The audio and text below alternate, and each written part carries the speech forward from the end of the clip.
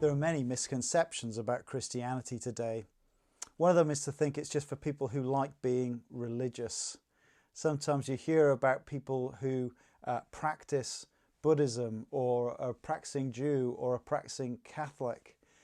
And of course, there have been signs that during this time of COVID crisis that people have been taking a fresh look at Christianity. They've been researching on Google what it means to pray. Perhaps they're considering of what it would take to become a practicing Christian that might help them get through this time of crisis. Now, I think it's important to say that you can't just tack Jesus onto your existing life. The people who investigate Jesus, some find great joy and transformational change. Others have investigated Jesus, and by the end they've wanted to kill him. I mean, that's what we found as we read from Mark's Gospel earlier in our online service. An outsider, a social outcast like Levi could be considered as the one of the sinners by the religious community. Well, he's willing to leave his old life behind, and he finds great joy, throws a feast for Jesus. But then you've got other respectable religious people who by the end of their investigation of Jesus not only wanted no more to do with him, but they want him dead. They want to kill Jesus. Now, why was that the case? How is that still true for us today? Well, if you'd like a couple of words that would help remind you what this passage of Mark's Gospel is about, it's these two words: religion or Jesus. Turns out that there are two totally different things going on when it comes to religion and Jesus. Mark puts together 5 accounts where Jesus had a verbal clash with the religious leaders of the time. We don't have time to look at all the details, but I want to just look at a few of the highlights from the verbal boxing match. In the blue corner, we have the seriously religious Pharisees. They were well-respected people of Israel. They were not specially ordained priests. They were pious laymen. They stood for family values. They fought against the influences of the Greco-Roman culture. They stood firmly on the rock of the Torah, the Mosaic law that was revealed by God. And they were committed to reading and applying God's word to all of their life. And because life was so complex, they developed kind of an amazing, rich tradition of teaching called the tradition of the elders, where they filled it with additional rules to cover all eventualities. They had significant moral influence in the synagogues and the practice of Judaism at the time. Well, that's in the blue corner. In the opposite corner, we have Jesus of Nazareth. He's been showing what awesome authority he has to back up the claim that we're dealing with the Messiah King, the Son of God. Already we've seen that he made a big splash in the area around the town of Capernaum, where crowds were pouring in to see him. As each story comes, we see the stakes go higher and higher in this clash between the religious leaders and Jesus. And it's a clash at a very fundamental level. It's a question: how do you live to please God? Is God interested in the mere practice of religion or something else?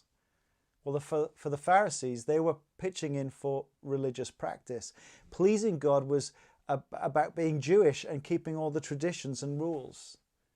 Jesus' teaching and life seemed so radically different. Instead of practicing religion, it seemed to be all centered on him. How to get right with God was all about knowing him and trusting him. And that's why Christianity is radically different to any other religious system, because it's all bound up with Jesus. We considered the first 2 rounds over the last 2 weeks, but let me briefly recap. Round 1. The religious accused Jesus of being a blasphemer. If you turn back to Mark chapter 2, verse 6 and 7, Jesus had just pronounced to the paralytic who'd been lowered through the ceiling and put in front of him that his sins were forgiven. Now, some of the teachers of the law were sitting there thinking to themselves, verse 6, verse 7, why does this fellow talk like that? He's blaspheming. Who can forgive sins but God alone? Their view, Jesus is a blasphemer to claim to forgive sins. They know that only God could say that. And Jesus' counterpunch shows his awesome authority as the Son of Man. Look at verse 10. But I want you to know that the Son of Man has authority on earth to forgive sins. So he said to the man, I tell you, get up, take your mat and go home. And the man who was brought in paralyzed jumps to his feet and walked out. Jesus demonstrated that he did have the authority to forgive sins. He was not a blasphemer, but the Son of God. Well, that was round one. Round two, the religious accused Jesus of being a compromiser. Jesus accepted the invitation to have a meal at the house of Levi, the tax collector. Take a look at verse 16. When the teachers of the law, who were Pharisees, saw him eating with the sinners and the tax collectors, they asked his disciples, "Why does he eat with tax collectors and sinners?" See, in their view, Jesus is a moral compromiser. I mean, they would never dream of sharing meals with such riffraff. Holy men knew what it was to avoid unholy people because it was very defiling to do so. Well, Jesus' reply is stunning. On hearing this, Jesus said to them, "It's not the healthy who need the doctor, but those who are ill. I have not come to call the righteous, but sinners." Jesus is not a moral compromiser, but a doctor. What attracted Jesus to these people was exactly what repulsed the Pharisees. He saw people in great need. He saw the sick needing to be made whole. That's why Dr. Jesus had come. Now today we're going to look at the next three rounds of the clash. Round three, the religious accused Jesus of being impious because his disciples did not fast. One of the big fascinations of religious life at this time was the place of fasting. Now, Hebrew scriptures only required people to fast on one day a year on the Day of Atonement. One day a year. A day to express sorrow over sin and humility. But by the time of Jesus, the Pharisees taught that if you really want to be serious before God, you should abstain from food twice a week.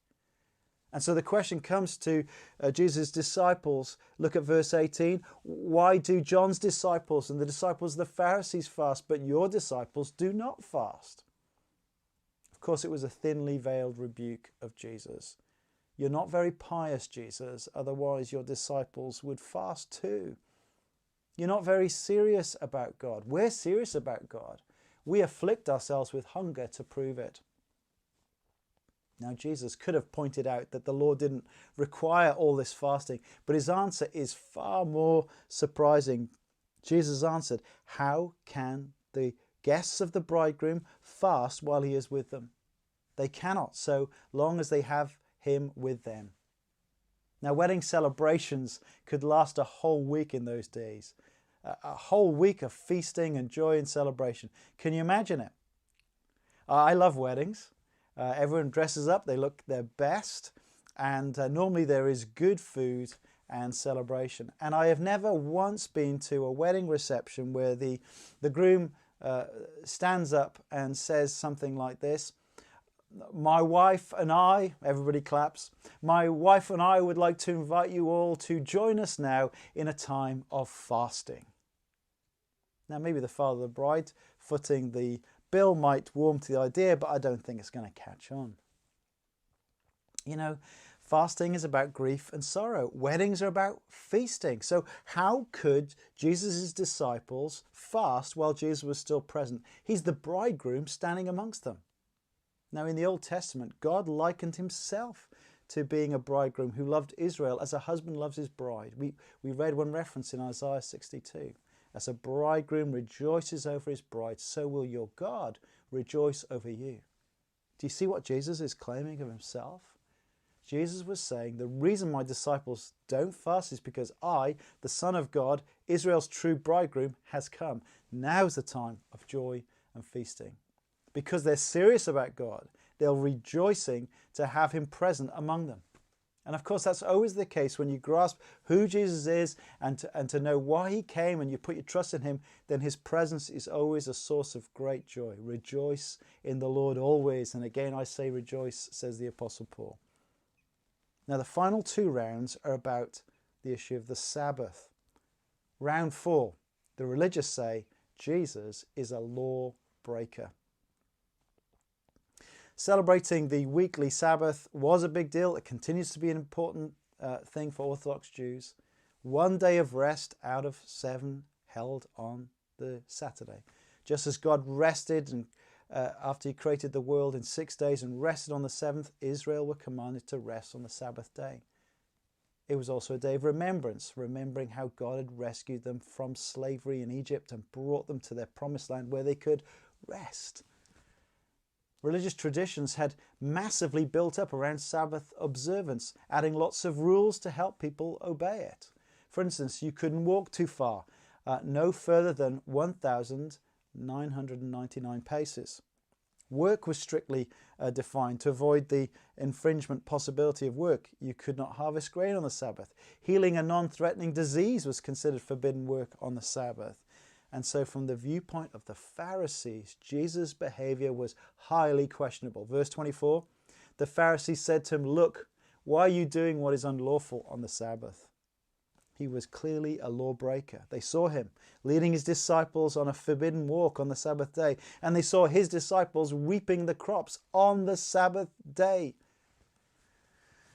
Why are they doing what is unlawful, Jesus? Now his reply once again was absolutely stunning because of what Jesus reveals about himself. And he reminded them of a precedent for his actions in their scriptures. And it comes from the account of the life of David, one who was considered the most important king of Israel. Have you never read what David did when he and his companions were hungry and in need? In the days of Abiathar the high priest, he entered the house of God and he ate the consecrated bread, which is lawful only for priests to eat. And he also gave some to his companions. Now, nowhere in scriptures are David's actions condemned. And so Jesus reminds them of this precedent. But what a stunning comparison. Do you see what Jesus was inviting them to consider about his identity? See, these events happened for David when he'd been anointed as Israel's king, but a time when they had not yet recognized him, a time where he wasn't on the throne and when he was on run from those in charge. And Jesus was marked out at his baptism to be God's king by God's Spirit descending on him. He demonstrated his authority over and over again, and yet their questioning shows they've not recognized him as their Messiah king.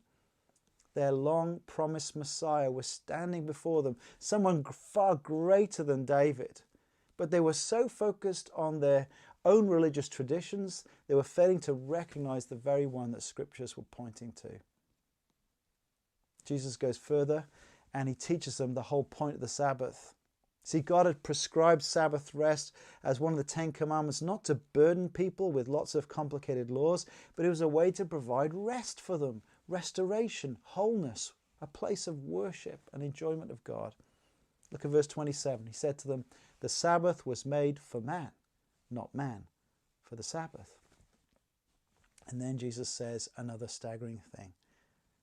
Verse 28, "So the Son of Man is Lord even of the Sabbath."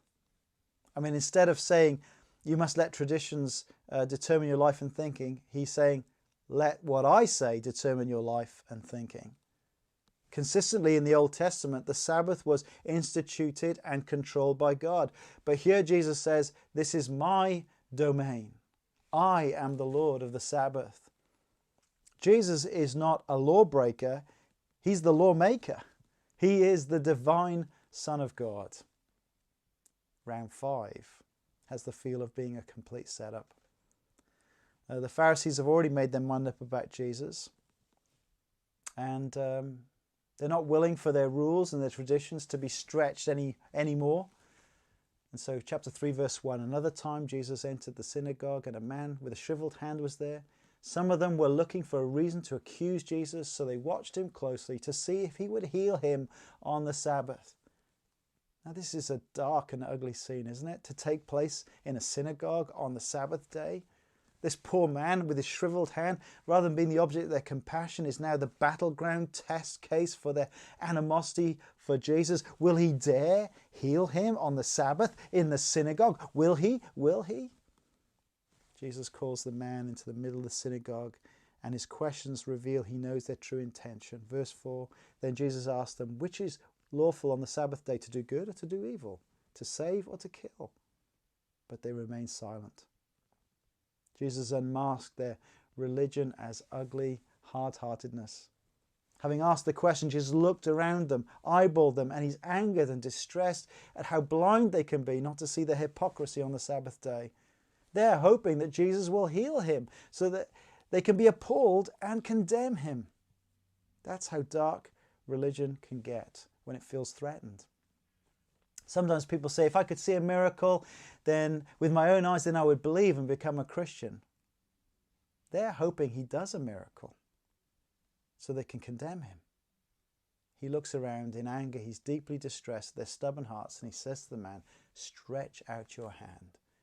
He stretched it out, and his hand was completely restored. Well, these men undoubtedly witnessed a great miracle, but as they watched the hand being restored to full health, instead of falling on their knees before Jesus, acknowledging him as the Son of God, they're thinking to themselves, good, we've got him. And immediately they go out to plan a murder on the Sabbath day. They plan to do harm and to kill. I mean, what is this clash really all about? I think the key is found right in the middle of all this conflict in chapter 2, verses 21. No one sews a patch of unshrunken cloth on an old garment, otherwise the new piece will pull away and make the tear worse. And no one pours new wine into old wineskins, otherwise the wine will burst the skins, and both the wine and the wineskins will be ruined. No, they pour new wine into new wineskins. These two parables explain the whole conflict. The old cloth, the old wineskins are their old religious system. Religion and Jesus do not go together. Their old religious system cannot contain the new thing that Jesus was bringing in. You can't just tack Jesus onto the old way you did life or thought about life. It seems to be on trend today to be walking around with massive holes in your jeans. But let's say you wanted to patch up the holes in your jeans. Well, you can't just take a new bit of denim and use it to patch over the hole, because as soon as you put it in the wash, then the new bit will shrink and you'll have even bigger tear, a bigger hole in your jeans. And they didn't have wine glass bottles. They used to use animal skins. And putting new wine into old unstretchable wineskins was a recipe for disaster. As the new wine was still organically fermenting away, it would expand and it would crack and destroy the old wineskins, and all your tasty drink would flow away. Jesus was the new thing, the new wine. He was so radically new that the old religious mindset could not contain it. It would burst it open, and they knew it. Jesus and old religion did not mix. Religious sentiment, I think, is still around us today. We love to categorize people as the good people like us, the bad people who are not like us. Who those people are just depends on where you stand. We've all got different existing structures and ways of thinking where we can see ourselves as the good people. We're the righteous. Thankfully, we're not like those other people, the deplorables. You know, so progressives can't stand the bigoted traditionalists. The small C conservatives deplore those woke elite progressives. You know, religious sentiment is all around us. And we certainly don't want Jesus coming in to mess with our existing commitments. We can sometimes so cherish our structures, our philosophical worldview. We can reach some respectability in our community that we don't want Jesus messing around with it. We don't want anything as radical as Jesus coming in to threaten our lives, to turn our lives upside down and inside out. And the more threatened we feel, the more we will be glad to hear that Jesus stayed dead. We certainly don't want any talk of resurrection or his return as a future judge. And so in our hearts we say, crucify him, crucify him. I don't want anything to do with him. People might not be religious today, but their hearts can be just as stubborn and rigid in an atheistic, secular worldview. This is the problem of our stubborn, sinful hearts. We don't want this new wine, the Messiah King, the Son of God. Christless religion cannot fix the deepest problems of our sinful hearts. Only Jesus can do it. And in God's amazing plan, the death of Jesus was the very means of our salvation. Jesus is still calling people to stand up publicly before others, to be humble enough to show that our lives are shriveled without him, and to respond to his word of grace and salvation. For he came to restore stubborn, sinful-hearted people. He is the one who has the authority to forgive our sins. He is the doctor who's come to call on sinners to restore us to health. He is the Son of God who passionately loves and cares for his lost people as a bridegroom loves his bride. He is the Messiah King and the Lord of the Sabbath who can provide for his companions. Do you see that the point is not about deciding to be a practicing Christian? It's about coming to a personal trust in this Jesus. And will you, in faith, respond to him who calls you today? Repent and believe the good news.